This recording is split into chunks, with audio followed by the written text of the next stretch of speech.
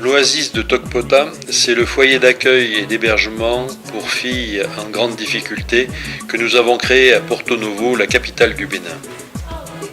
Chercher à lui donner de l'autonomie a été une de nos préoccupations premières. Comment en effet se satisfaire en finançant la prise en charge de nos protégés uniquement grâce à la générosité de nos donateurs et à l'octroi de subventions? D'où l'idée mûrement réfléchie de créer un atelier expérimental de pâtisserie en son sein. C'est chose faite grâce au soutien du département des Pyrénées-Atlantiques. Nous avions déposé une demande de subvention au Conseil général en avril 2012 dans le cadre de son appel à projet Coup de pouce et fait l'objet d'une subvention de 1 500 €, le maximum prévu. Grâce à cette somme, 1 million de francs CFA, nous avons équipé le foyer de matériel nécessaire au démarrage de cette activité. Outre le matériel importé de France, petit brasseur pour la pâte, emporte-pièces, moule silicone, balance électronique, nous avons fait réaliser sur place 480 moules en tôle pour fabriquer des petits cakes. Leur fabrication a représenté près de 3 semaines de travail à temps plein. Traçage, découpe à la cisaille, assemblage et pliage.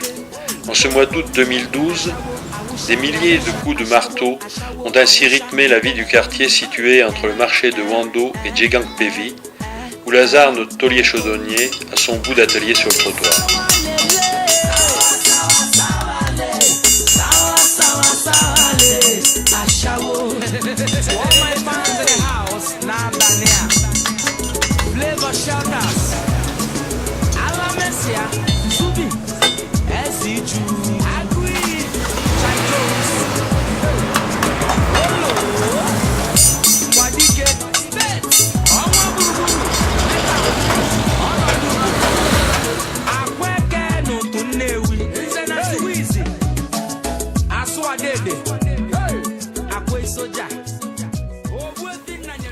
Pendant ce temps, dans un petit atelier de soudure à Cotonou, le futur four prenait forme.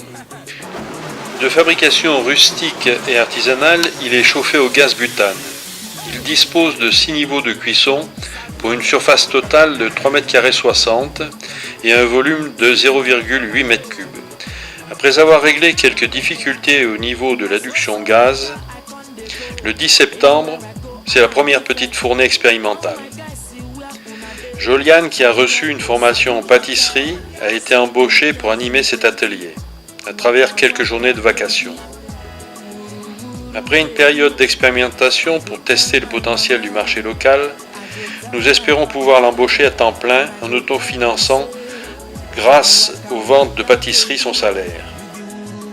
Au-delà de ce début d'autofinancement, cet atelier permettra d'organiser des formations en interne pour nos pensionnaires, mais également pour des filles venant d'autres institutions. Ces formations dispensées à des externes pourront être également des petites sources de revenus pour le foyer. Elles renforceront son rayonnement. Nous avons d'ores et déjà des demandes émanant de 2 institutions. De plus, il permettra aux dames qui assureront la vente en ville de la production au détail d'obtenir un petit revenu.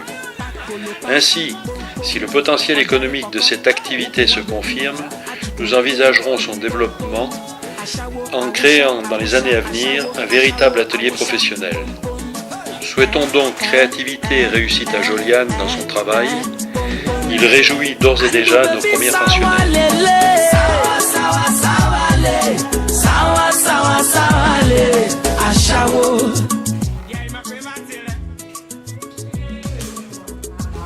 C'est très délicieux. Bon, merci. Il faut encore améliorer ça. Hein.